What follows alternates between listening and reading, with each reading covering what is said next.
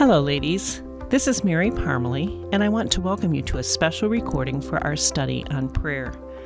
As we study the topic of prayer and focus on the fact that God desires relationship with us, I hope that we will be even more aware how God is at work in our lives. In recent days, we were able to have a front row seat to God's miraculous work in the lives of Rick and Judy Schutte. I've asked Judy to share that with us.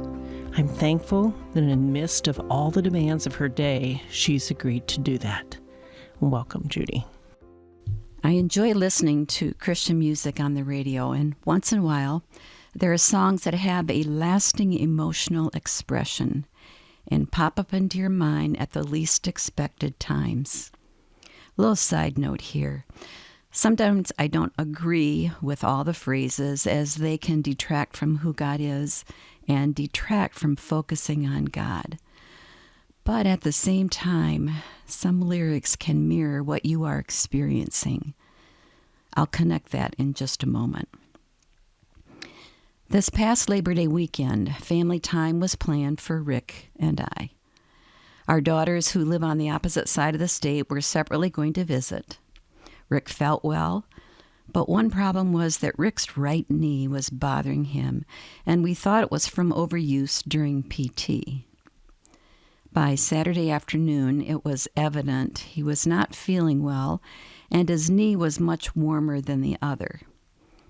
I had been taking his temperature and checking his oxygen levels and all the little things you do to monitor a chronically ill person for many hours with no real warning signs. But I do believe the Holy Spirit was pushing me to be more uncomfortable about the potential. We made calls and went to the Rockford ER for labs, and those lab results required us to go to St. Mary's ER to meet an orthopedic surgeon who would tap Rick's knee to determine the type of infection on the knee. At 10:30 that night, his knee was tapped and told it would not be until early morning the next day till the results would come in. Those results came back at 5 a.m. Sunday morning, and we were told he would have surgery to flush away the infection as soon as they could fit him into the OR, but it wouldn't be for several hours. 4 o'clock in the afternoon, my daughter and I gave Rick a kiss, an "I love you," and went into the waiting room with a carefree attitude. After all, this was a routine flush and insertion of a new, clean plastic piece in his artificial knee joint. I took a happy picture of him just before they took him in and posted it on Facebook. Surgery would take 45 minutes, and we would see him a little later. We waited and waited and waited and waited, watching the digital board that said he was still in surgery. Then a nurse came into the room and asked us to move into a private room. Okay. Now I was getting apprehensive because this was not normal. We sat down and waited again. The surgeon walked in and sat down and said, "We had some serious problems during surgery. We lost Rick's pulse while I was flushing his knee and had to react quickly to bring him back.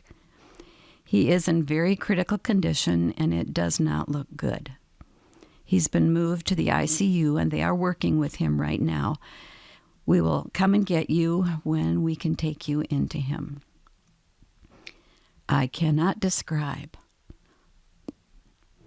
all the emotions that crashed in on me.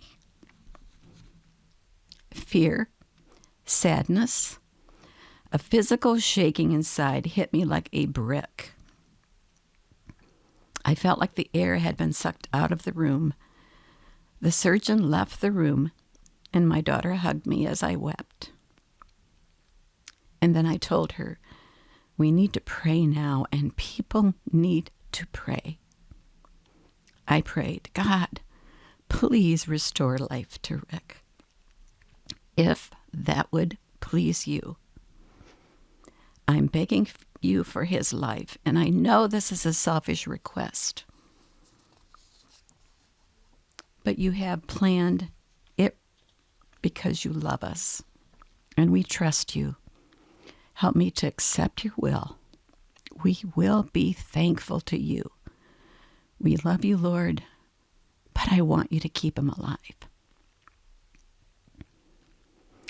I quickly sent a short message to all of our Facebook buddies. Pray, pray, pray. Something went wrong with his heart during surgery and is in critical condition, full of sadness, but God is in control. I hit send knowing the message would go to a lot of people.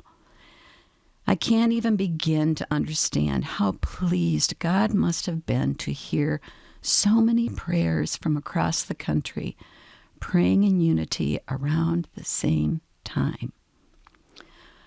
The words to the song Desperate flooded my head instantly. I was desperate for God to answer our prayers. The words of the song was what I was experiencing. Listen to just a few lines. I'm at the end of myself. I'm tired. I've tried all that I know to do. Right now, it's just by a thread, but I'm hanging on to you. I'm running out of hope. I need a miracle. And if I ever needed you, it's right now. Oh God, I'm desperate. Down on my knees.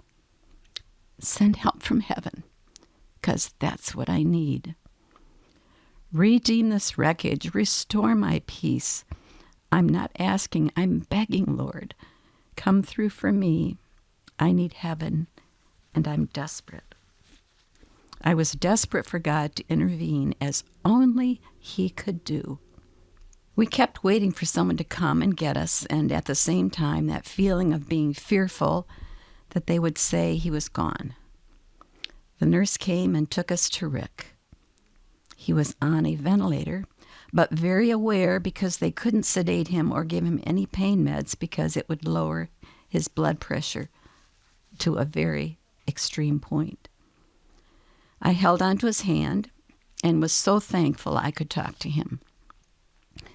The anesthesiologist came in and apologized to me, saying that he always checks before surgery to see what end-of-life directive state.